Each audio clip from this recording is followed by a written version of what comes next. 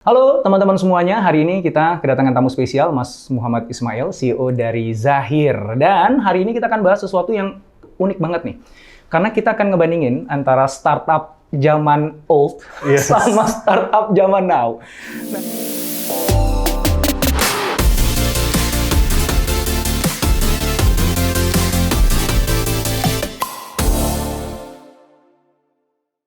Nah, Zahir itu apa nanti Mas Ismail yang akan cerita. Tapi yang pasti ini bukan startup yang kayak kita kenal sekarang gitu ya, yang valuasinya tiba-tiba to the moon ya. Yang kayaknya cari duit gampang banget gitu. Ini startup antik. Karena didirikan 25 tahun yang lalu. Yes, 96. Betul. Waktu startup itu belum jadi istilah populer. Iya nggak? Dan nggak tahu ya, mungkin orang dulu nyebutnya bukan startup juga waktu itu. Bukan. Ya. Bukan. Nah, sebelum nih kita ngomongin tentang bedanya startup zaman dulu dengan startup zaman sekarang. Dan ini teman-teman sebenarnya ini sengaja saya angkat ya, karena dalam pandangan saya nih Mas, kita perlu banyak belajar dari startup zaman dulu. Karena ada beberapa aspek yang sifatnya fundamental yang mungkin startup zaman sekarang ini lemah. Dan itu bisa jadi titik di kejatuhannya dia. Ya. Jadi walaupun ini startup zaman old nggak ada di sini, tapi ini justru tempat belajar kita nih. Ya. Old but gold ya. Old but gold, ya. Nah, sebelum ngomongin itu Mas, cerita dulu dong tentang Zahir nih, karena mungkin teman-teman masih nggak terlalu familiar tentang Zahir. Cepat aja, didirikan kapan, di mana, itu perusahaan apa? Zahir adalah tech company, didiriin tahun 96, ketika zaman di mana saat itu nggak banyak perusahaan lokal bikin tech company. So, kita develop sendiri produk. Saat itu kebanyakan aplikasi-aplikasi zaman desktop ya. Zaman desktop artinya zaman Windows, itu kebanyakan semua dari luar. Khususnya aplikasi-aplikasi untuk bisnis. Dan saat itu kita adalah salah satu yang pioneer pertama kali untuk bagaimana bisa bikin solusi, sebuah tech, sebuah aplikasi, software yang bisa dipakai sama jutaan UKM di Indonesia. Jadi berangkatnya saat itu seperti itu. Tapi itu di tahun 96 ketika tahun ekosistemnya 96. Ya 96 mungkin startup founder yang zaman sekarang belum lahir juga. Ya, saat itu ekosistemnya belum seperti sekarang. Tentu ada begitu banyak challenge, banyak keseruan-keseruannya tersendiri dan tapi alhamdulillah kita bisa survive dan masih ongoing sampai sekarang. So sekarang kita masuk di tahun ke-26 tahun, jadi udah 25 tahun lewat, dan ya alhamdulillah kita melewati beberapa fase, dan kita juga beruntung karena kita belajar banyak. Bagaimana jalanin tech startup zaman dulu sampai ke zaman sekarang. Tadi kan bilang tech company, tapi tepatnya software company ya sebenarnya. Itu aplikasinya di bidang? Aplikasinya di bidang business management sebenarnya. Kita berangkat awalnya pertama kali sebagai software accounting. Awalnya pertama kali. Kenapa pertama kali kita bikin software accounting? Jadi founder Zahir pertama kali saat itu mahasiswa ITB. Pak Fadil waktu itu mahasiswa ITB, bisnisnya advertising. Jadi masih kuliah, dapat pinjaman dana, terus karena dapat pinjaman dana, lalu setiap bulan harus bikin laporan keuangan. Harus bikin laporan keuangan, dan sebagai founder, sebagai business owner waktu itu berpikir, masa sih nggak ada tools yang bisa bantu gue untuk bisa tumbuh? Masa nggak ada software yang bisa bantu gue untuk ngerti gimana kondisi perusahaan gue dan membantu gue ngambil keputusan? Saat itu cari ternyata nggak ada yang fit dengan kebutuhan UKM saat itu. Akhirnya karena Pak Fadil sendiri sebagai founder bisa ngoding, akhirnya start dari situ. Oh, dia sendiri yang nge-coding gitu? Yes, mahasiswa fisika, belajar accounting, beli buku-buku yang sebanyak ini gitu ya, semua isinya finance and accounting, dan dari situ software Zahir versi 1 pertama kali ada, lahir di tahun 96. 96. Yes. Saya ingat banget tuh, saya kan pengguna Zahir juga ya, yang dulu beli box-box gede gitu kan. Ya boxnya gede, begitu dibuka mah kecil doang cuma segini. Terus ya harus pakai dongle dan sebagainya gitu. Oke, teman-teman udah kebayang ya, jadi ini startup software, jadi ya kayak yang ada sekarang. Cuman bedanya kalau sekarang mungkin teman-teman tinggal langsung download gitu. Kalau dulu kan masih harus pakai kepingan CD ya, awal kepingan CD. Disket nggak sih? Nggak ya? Langsung CD ya waktu itu? Nggak, CD. Langsung CD, terus ada dongle-nya. Gitu lah, rada ribet lah. Oke, langsung ke topiknya Mas ya. Ini karena teman-teman, aku yakin yang khususnya nih bagi teman-teman sekarang nih anak-anak muda nih yang lagi pengen bangun startup gitu ya. Apa sih yang kita bisa pelajari dari startup zaman old nih? ya, yang sudah makan asam garam gitu, yang dulu nggak kenal valuasi. Yes. Bahkan investor tuh juga kayaknya jauh ya, kita masih nabung gitu ya Mas ya, dari satu celengan ke celengan yang lain Benar. gitu ya. Kalau dengar kata $1 juta tuh kayaknya udah wow, apalagi 1 miliar dolar. Jauh gitu ya. Banyak. Oke, so langsung aja nih. Ya. Dalam pandangan Mas nih, sebagai pelaku startup zaman old, ngelihat startup zaman now tuh kayak gimana? Oke. Sebenarnya kalau kita lihat startup yang lahir di era seperti sekarang, mereka mendapat keuntungan, mendapat kemudahan yang begitu banyak dibanding era ketika startup belum hype seperti sekarang. Ketika startup namanya bukan startup, gitu ya. Nah, itu yang ada, yang lahir startup yang lahir hari ini, mereka punya kemudahan di segala aspek. Ya, kalau kemudahan pertama, mereka bisa melakukan riset dengan lebih mudah. Internet penetrasinya sudah luar biasa. Terus model bisnisnya juga berkembang, nggak kayak zaman dulu. Kalau dulu pilihan bisnis modelnya nggak banyak. Karena kenapa pilihan bisnis modelnya nggak banyak? Juga karena teknologinya terbatas. Jadi belum memungkinkan perkembangan bisnis model macam-macam. Lalu akses terhadap market sekarang lebih mudah karena semuanya internet based. Waktu kita mulai waktu itu, bayangin kita waktu mulai saat itu harus bikin pameran, bikin booth, ikut stand, ya kan? Yang saat ini sebenarnya ya muncul di YouTube, muncul di Google Ads, mikirannya SEO, punya website keren, gimana caranya orang datang, itu udah cukup. Nah, saat itu belum era itu.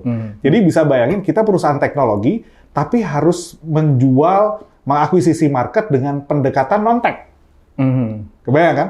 Jadi waktu kita udah develop aplikasi, ya kita era itu udah internet udah mulai kan. Kita udah mulai cari dari luar toolsnya apa aja, melakukan benchmarking.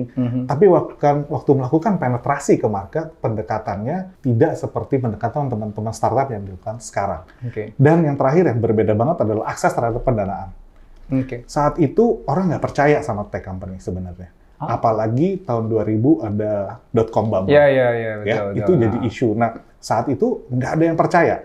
Bahkan ketika kita awal-awal merintis Zahir, even pemain lokal, ketika kita datang, ini apa? Hah, anak Indonesia? Nggak mungkin. Gitu.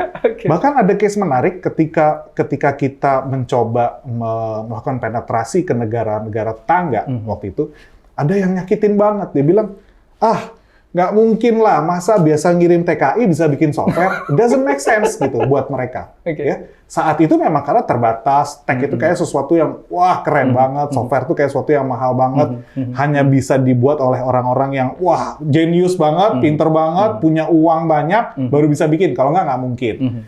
Nah sehingga itu challenge waktu itu, tapi alhamdulillah karena ya tadi, karena kesulitan itu saat itu maka model pemikiran kita nggak instan. Kalau sekarang karena semuanya relatif lebih mudah. Saya nggak bilang sekarang nggak ada kesulitan. Ada kesulitan, tapi cara berpikirnya itu tidak instan dulu. Karena kita tahu semuanya butuh proses. Cari modal nggak gampang. Mau yakinin market susah, ya kan? Ini apa? Ada yang kerja, ditanya sama orang tuanya, kamu kerja di perusahaan apa? Software mah, apa itu? Kan susah gitu kan? Ada klien yang misalnya dijelasin, oh ya udah oke, begitu beli dia terimanya saat itu dia terimanya CD, loh saya bayar 10 juta, dapatnya cuma CD gini doang, loh ini saya bisa dapat di Mangga 2 zaman itu ya. Jadi zaman itu, anak-anak sekarang mungkin nggak tahu ya, zaman itu di Mangga 2 tempatnya CD bajakan, ya nggak? Loh biasa beli CD harganya 20.000, 5.000, 10.000, terus kamu jual ke saya ini 10 juta, kamu ini nipu apa enggak gitu? Nah, itu yang berbeda, Coach Indra sama zaman sekarang. Itu menarik kata-kata instan tadi. Ya, jadi pandangannya Mas Ismail ya, startup zaman old itu bahwa startup sekarang itu lebih instan dalam banyak aspek tadi ya. Kenapa instan itu menjadi sesuatu yang membahayakan atau perlu dikhawatirkan, Mas, kalau dalam pandangan Mas? Instan saya bilang selalu ada pro and cons lah ya. Pro-nya instan yang membuat segalanya lebih cepat. Saya bisa bikin company hari ini dan menuju valuasi $10 juta, $1 juta dalam waktu yang relatif singkat. Ya kan? Kenapa? Karena ekosistemnya semua ready. Yang jadi masalah adalah karena sekarang teman-teman founder atau calon-calon founder terus dicekokin dengan informasi, wah udah ini founder ini kekayaannya sekian, oh ini kekayaan sekian, ini Baru sekian, 6 bulan, baru langsung lahir, disuntikan iya, dana, ada yang gitu 10 kan, juta dolar. iya, Wow. ada yang loh, perusahaannya nggak pernah kedengeran, nggak pernah kelihatan, kadang-kadang aplikasinya dicari di Google Play, di Play Store juga belum ada, tapi kok udah bisa dapat funding segini ya, valuasi segini ya, enak banget ya kerja kayak gini ya. Akibatnya mendorong mereka bahwa berpikir, oke, ini sesuatu yang bisa gue lakuin cepat dan ini gue bisa menciptakan kekayaan dengan cepat. Nah, masalahnya di sini. Mereka berpikir bahwa ini bisa jadi kendaraan mereka untuk menciptakan kekayaan dengan cepat. Ketika dulu, nggak ada gambaran itu. Gambarannya adalah bagaimana kita bisa bikin bisnis, kita bisa hidup dari bisnis ini, ya kan? Nggak ada terpikir kekayaan cepat tuh nggak ada zaman dulu ya. Dulu figurnya cuma Bill Gates lah, kurang lebih ya. Tapi kan cuma satu, Bill Gates aja. Yang lain nggak terlalu kedengeran lah. Di era itu kita berpikir, kita fokus banget bagaimana memastikan bahwa produk kita itu selalu fit dengan kebutuhan pelanggan, lalu bagaimana memastikan bisnis kita survive, dan bagaimana kita survive tanpa pemikiran bahwa kita hidup dengan investor. Itu yang berbeda. Sekarang, hari ini, saya bikin deck, mudah-mudahan minggu depan bisa dapat investor. Lalu 1 bulan, 6 bulan kemudian, saya bisa punya 200-500 karyawan. Zaman itu nggak gitu mikirnya. Berpikirnya, saya ngeluarin uang untuk ngembangin aplikasi, bikin software, gimana caranya bisa nutupin cost saya? Bagaimana profit bisa segera datang? Investor bayangannya sesuatu yang jauh. Sehingga polanya yang dilakukan adalah karena dulu aplikasinya belum berbasis cloud, lalu prosesnya kan distribusi. Jadi box-box itu secara fisik kita distribusi. Apa yang dilakukan? Kita mengcopy model bisnis distribusi yang sudah ada saat itu. Yang non-digital, dipakai untuk digital. Dipakai untuk digital. Jadi kita ngelewatin fase di mana saat itu Zahir kita harus datengin begitu banyak retailer komputer di Mangga 2, di Point Square, di mana-mana untuk mereka menjadi distributor, menjadi reseller kita. Apa yang mereka pegang? Benar-benar literally produk box. Box itu ada di tempatnya mereka, walaupun isinya CD. Kenapa boxnya gede? Itu karena tadi alasan psikologis. Waktu mereka beli 10 juta dapat CD, orang surprise. Tapi kalau 10 juta dapat boxnya mahal, keren, bagus banget, begitu dibuka, oh CD, ada manual book, ada segala macam, ada tuh, mereka merasa lebih worth it lah ya. Oke. Itu. Oke, ini menarik gini nih. Kan bisa jadi nih anak-anak muda nih yang sekarang nih lagi nyimak nih kan. Ya itu kan zaman dulu, Om. aduh. Sama kayak itu kan zaman papa dulu gitu kan. Kita kan suka ngomong sama anak kita kan dulu papa. Wah, gitu kan cerita masa lalu. Apa tuh gitu kan. Tapi kan beda sekarang zaman nih jangan-jangan yang lagi nonton begitu nih. Nah, maksud lu gini kan. Kalau tadi yang Mas Ismail cerita itu kayak orang-orang yang zaman dulu tuh lebih tough gitu ya. Dia harus benar-benar nyangkulin, lebih keringetan dibandingkan sekarang yang tadi dikatakanlah serba instan gitu ya, dimana kayaknya ekosistemnya udah ada deh, mudah banget ya untuk mengakses kalau dia tahu caranya dan tahu jalurnya, mudah banget ya mengakses investor kemana-mana gitu. But is that true? Dalam pandangan Mas Ismail, apakah memang anak-anak zaman sekarang nih yang ngebangun startup itu memang kalau misalnya dibandingkan dengan mereka yang memulai 25 tahun yang lalu, apakah dari sisi mental memang tidak lebih kuat, tidak lebih baik, tidak lebih tough, atau it's a different kind of mentality sebenarnya yang dibutuhkan? Yes, sebenarnya it's a different game. Saya nggak bilang bahwa anak-anak yang sekarang itu terus nggak tough, no. Mereka yang sukses-sukses, startupnya yang hebat-hebat, yang sekarang jadi konsumsi kita hari-hari, itu semua mereka anak-anak yang luar biasa, hebat-hebat, founder-founder yang keren-keren banget. Cuman apa yang berbeda dengan dulu? Dulu itu fight ketika ekosistemnya nggak ada. So actually you are alone. Nggak ada mau benchmarking ke siapa. Nggak ada inkubator. Nggak ada inkubator. Nyari buku panduan aja nggak ketemu ya cara ngebangun perusahaan startup. Ya kan? Nggak ada gitu kan. Kita ngomong teknologi kayak sesuatu barang yang asing gitu. Sehingga challenge-nya berbeda. Mungkin itu lebih tepat lah ya. Saya nggak bilang bahwa yang dulu tuh lebih tough. Enggak. Cuman Zahir dengan historinya, kita ngelewatin masa yang berbeda dengan seperti sekarang. Kita lahir saat itu di kondisi yang ekosistemnya nggak ready. Nggak ada. Dan kita harus bertahan karena kita passionate di situ, karena kita yakin bahwa ini bisa menyelesaikan masalah, dan kita yakin bahwa ini akan menjadi masa depan. Yang hari ini, yang mereka memulai dengan ekosistem yang sudah ready, challenge-nya pasti berbeda. Kenapa? Kalau ekosistemnya ready, saingannya pasti banyak.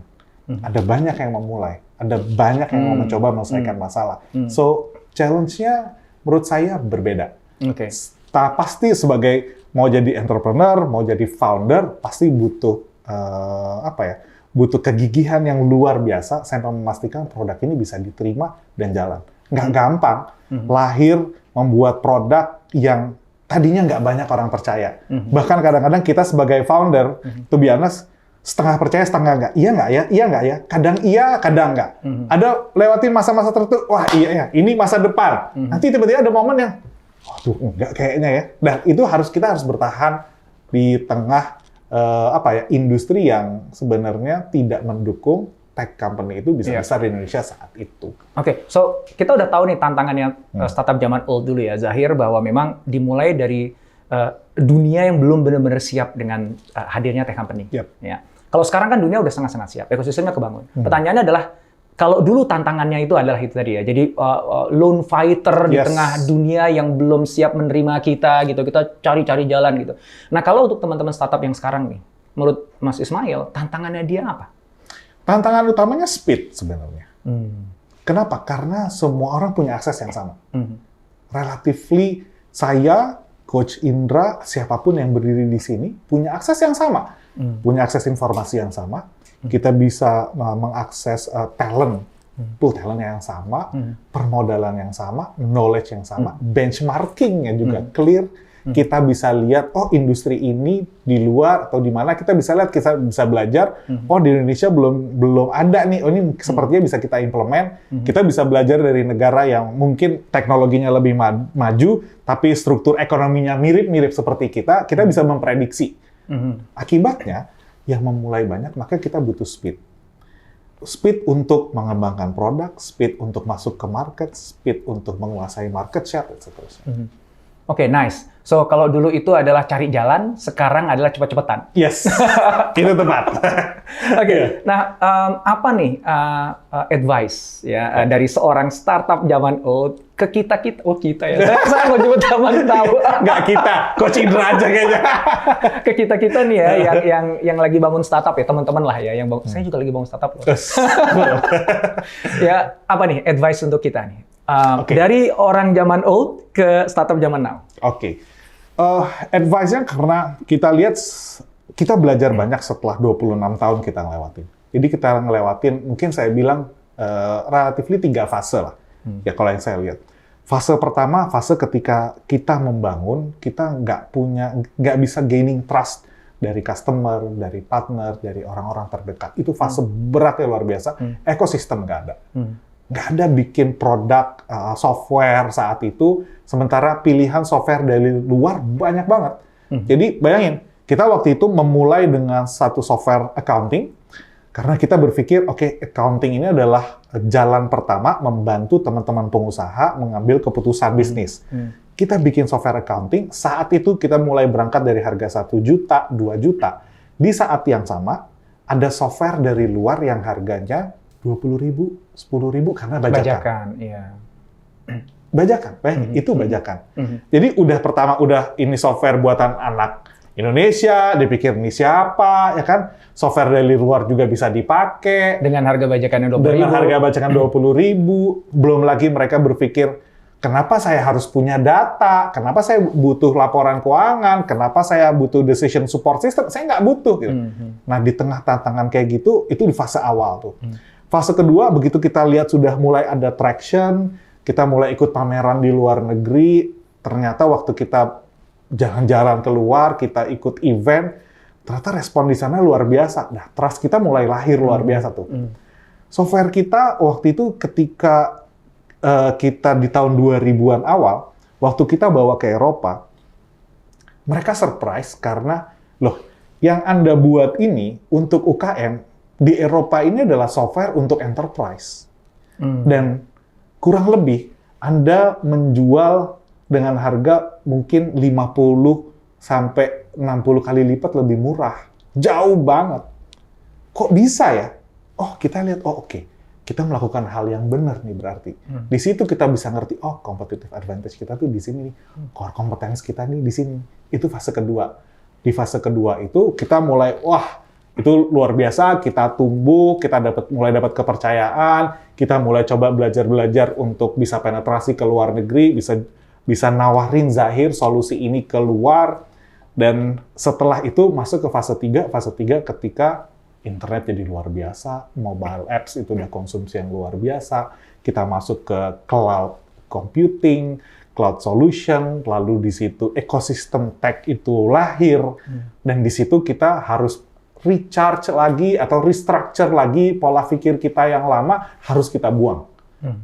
So kita harus seperti lahir kembali dengan membawa legacy yang ada di belakang untuk memastikan kita inline dengan perkembangan yang ada, dan kita berpikir ulang mengenai prediksi kita ke depan tuh apa sih sebenarnya gitu.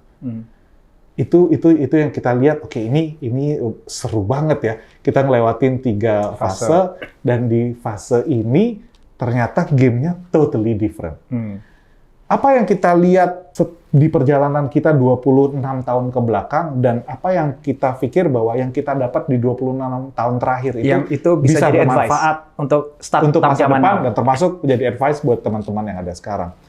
Pertama, yang kita lihat adalah memahami pelanggan itu sesuatu yang semua orang ngomongin, tapi nggak semua orang bisa implement.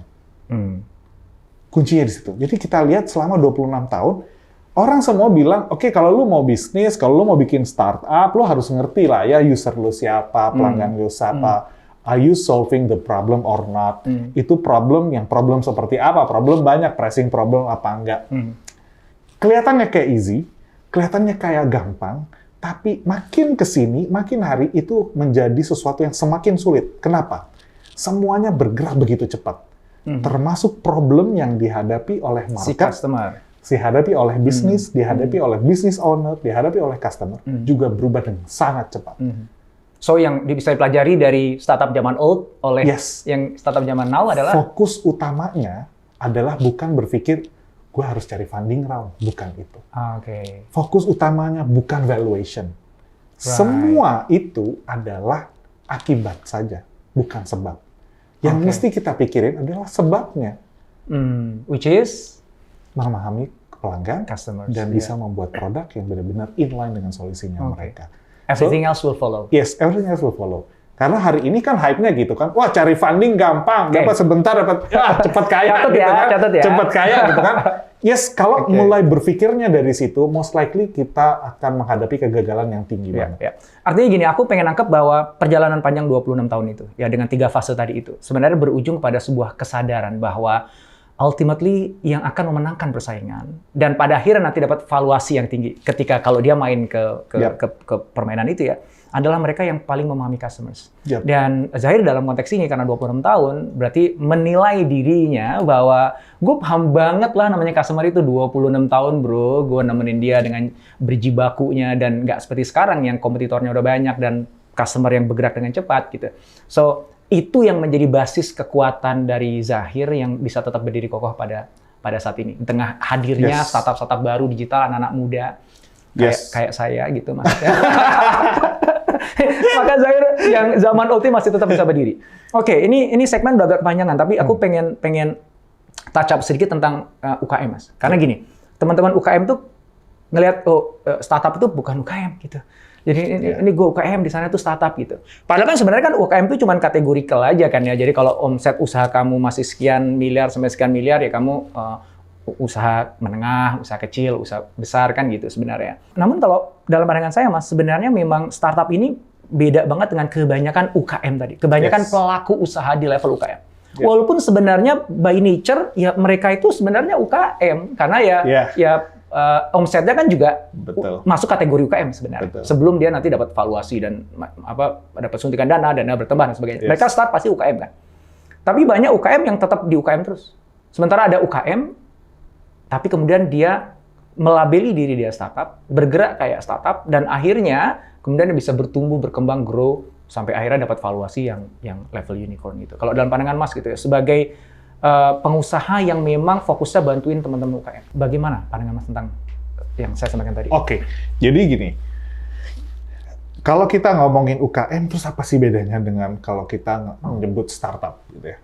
Saya ngelihat ada satu ruh yang berbeda ketika kita bilang bahwa kita startup. Dan buat teman-teman yang juga ngaku startup tapi ruhnya nggak seperti yang saya sebut ini, jangan-jangan nggak perlu ngaku-ngaku startup lah ya. Jadi startup itu datang dengan kesadaran penuh bahwa mereka ingin melawan status quo. Nice, oke.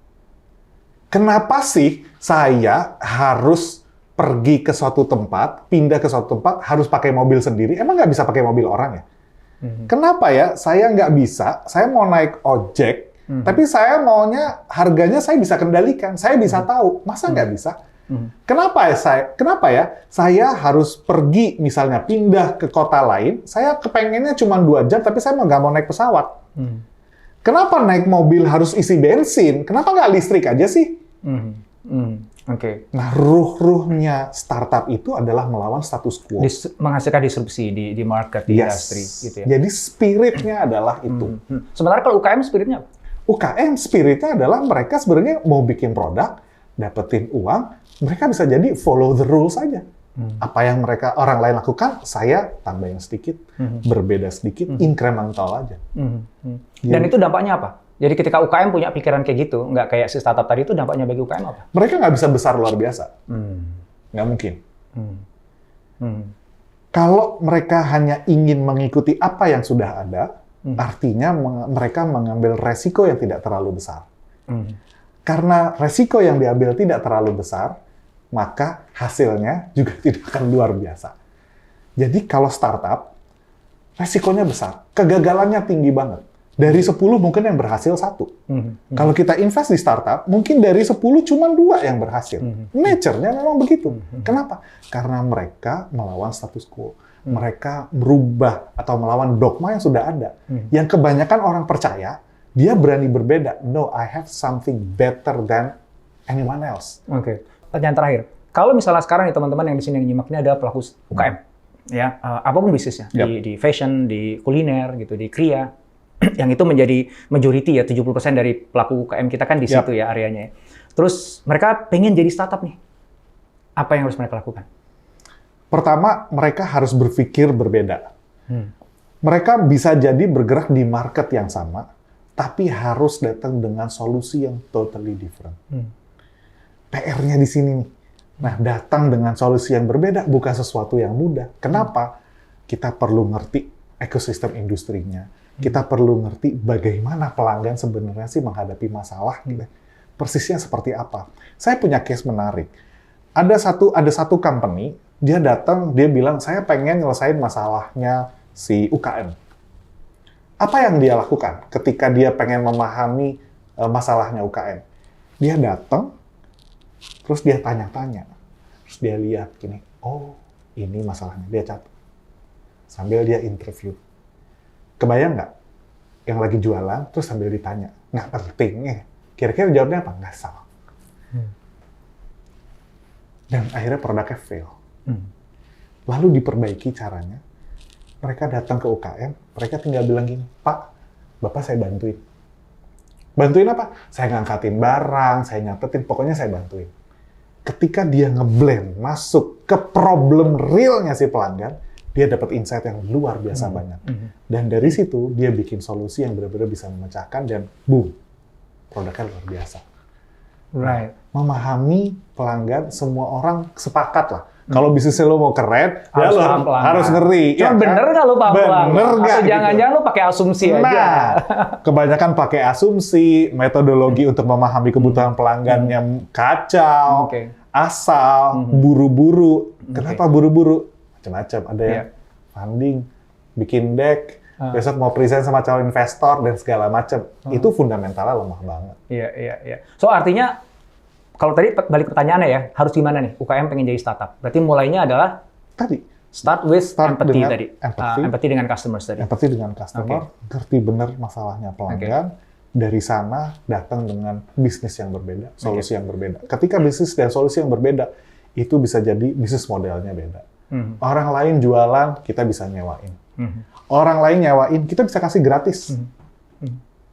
Mungkin saja itu terjadi ketika kita memahami. Artinya tadi kata kuncinya di insight tadi teman-teman semua. Yes. Jadi ketika kita empati, kita benar-benar tahu betul situasi, kondisi, pain point dan ruang-ruang yang kita bisa masuki di dalam si pelanggan itu, kita akhirnya bisa ngeliat celah. Nah itu kata kuncinya. Ya jadi kita ngeliat celah yang pelayan lain nggak lihat. Karena pelaku UKM lain ya 11-12 dengan yang lain. Ya produknya itu aja, cara jualan itu aja, lainnya itu aja, dan nggak pernah benar-benar memahami customer behavior, pelaku customer itu yang memang sedang berubah, yang muncul kebutuhan-kebutuhan baru, muncul masalah-masalah baru, ya situasinya yang udah nggak sama kayak dulu lagi kan pasti kan memicu gap ya antara apa yang dialami dalam kehidupannya dengan ekspektasi yang dia ingin dapatkan. Dan mereka yang berani untuk masuk ke customers dan kemudian menggali itu, menemukan gap-gap itu, dan kemudian bereksperimentasi untuk coba deh gue buat begini deh, gitu. Coba deh gini, coba deh gini, gitu. Dan nggak berhasil di awal. Ya akan lebih banyak gagal di awal, tapi ultimately kalau kita terus lakukan itu, kita akan ketemu nih ada satu gap yang benar-benar kita bisa isi dengan cara-cara yang tentu aja beda dengan yang selama ini teman-teman lakukan, dan itu adalah jalan untuk menjadi startup. Itu ruhnya startup. Keren banget. Kita waktunya udah lama banget. Thank you so much Mas untuk waktunya. Mudah-mudahan nih teman-teman bisa belajar banyak. Yang pasti saya belajar banyak dari Mas Ismail. Thank you so much. Thank you sama-sama. Seperti biasa, kalau mau beli HP ke PS Store aja ya.